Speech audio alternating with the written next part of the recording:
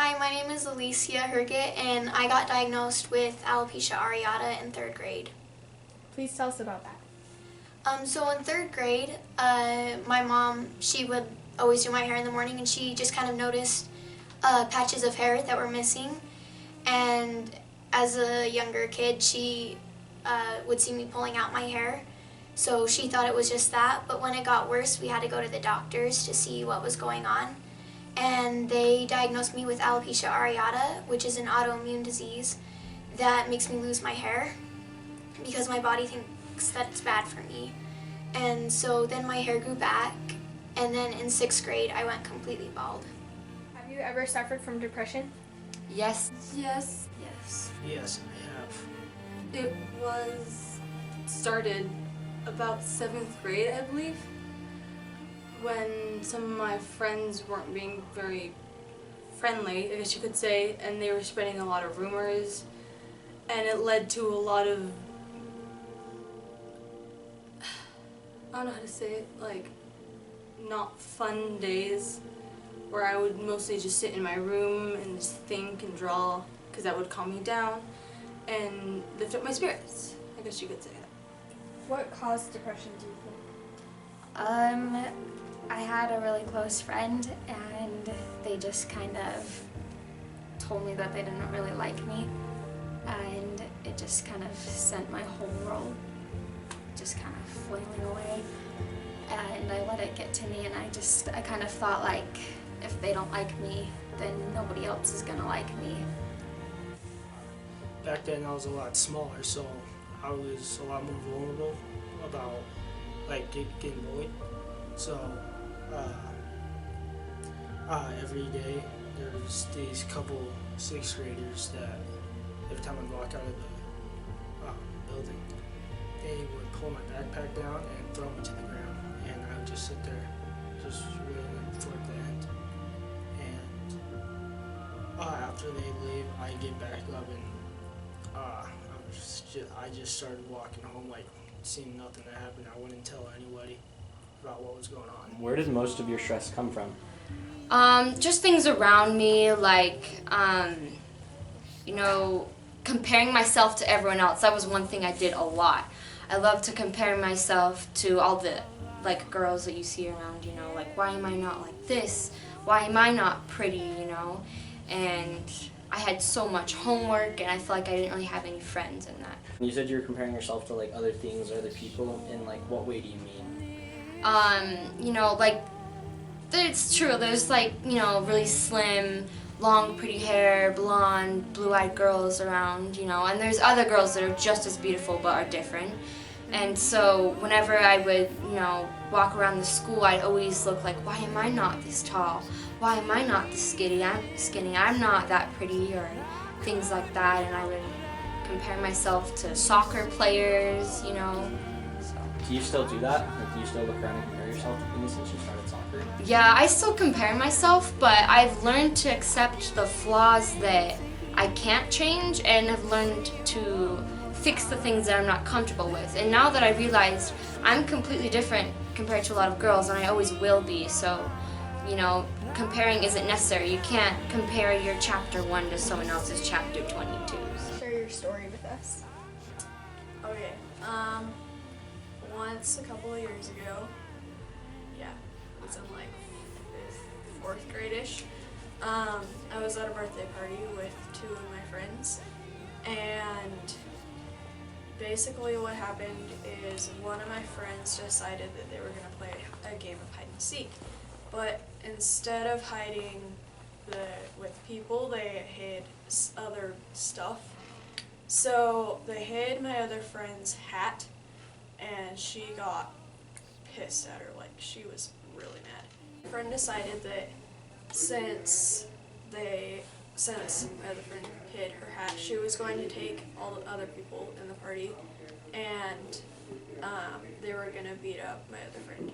So when she came downstairs to where everyone else was, they started beating her up and like punching her, kicking her, kneeing her, So then I came downstairs and I saw all this happening, so I decided that I was going to stand up for the friend who was getting beat up. And because I did, I got beat up along with her until eventually I started bleeding. Luckily, because of that, they stopped fighting, which was really good, but it was pretty What crazy. did that lead to with cutting and overdosing? Like I just kind of felt like I had no purpose here, and it made me give this negative energy to everyone else and made them feel like they had done something wrong, but in all reality it was me. And it made me just so like pessimistic about everything. Mind sharing your story about depression? Okay, so it was the summer after 7th grade, and I was home alone all the time, and after that person told me that they didn't like me, I just kind of became obsessed with picking things out to not like about myself. And I would stand in front of the mirror and say, I don't like this about me, I don't like this could be better, I should change this. And it got to the point where I just didn't want to get out of bed anymore. And I was home alone all the time, so I didn't have anyone to talk to. And it got to the point where I started to hurt myself. And I was laying on my mom's bed one night, and I was wearing short shorts, like my pajama shorts.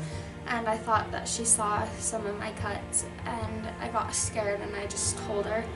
And I thought that my parents were going to be really mad at me, but they weren't, and they got me therapy, and now I'm doing a lot better. Has anything tragic in your life happened? Yes. I went hunting one day with my dad helping him with my uncle, and my mom had a bad blood transfusion, and I didn't know what to do. I knew I couldn't do anything, and I thought she was gonna die, and I just thought about how I could do anything to make it feel better than anything. Have you had any experiences with bullying? Yes, I have. So, I am a homosexual, and for being that, I get teased a lot, I get judged, and I've gone through a lot of rough experiences where I've lost friends, gained some, but also it just kind of felt out of place, like I couldn't be myself. Before I really told anyone, I had like this certain person I had to be for people to accept me. And last year, I was just done with it, and I remember telling my cousin, it was after this like carnival, and we were walking home, and I just turned to her and I'm like, I love you. And she's like, what now? And I told her, hey, I'm gay. And she helped me get through a lot of it over the summer. It was hard, but I got through it. While going through school, I started 8th grade, and I told my best friend at the school, and she helped me get through a lot of it. But some kids found out, and I guess it was pretty easy, it was obvious to tell. But they started teasing me. And at first it was just like, whatever, I can deal with it. And then they started like writing things on my locker, putting things on my backpack, taking things away. And I just started getting like really mad. And so I remember telling my cousin about this, and she got a group of people and they all went down to the principal's office, and we talked about this, and that problem was resolved. Please share your story. Okay, so again, a couple years ago, my cousin was at her house and she was playing on the playground set thing in her backyard. And it had like just the swings and a slide and stuff. Well, while she was playing on it, she went on the slide, but she had a scarf on, and the scarf caught on the edge of the slide, and it caused her to go over it and hang from her scarf.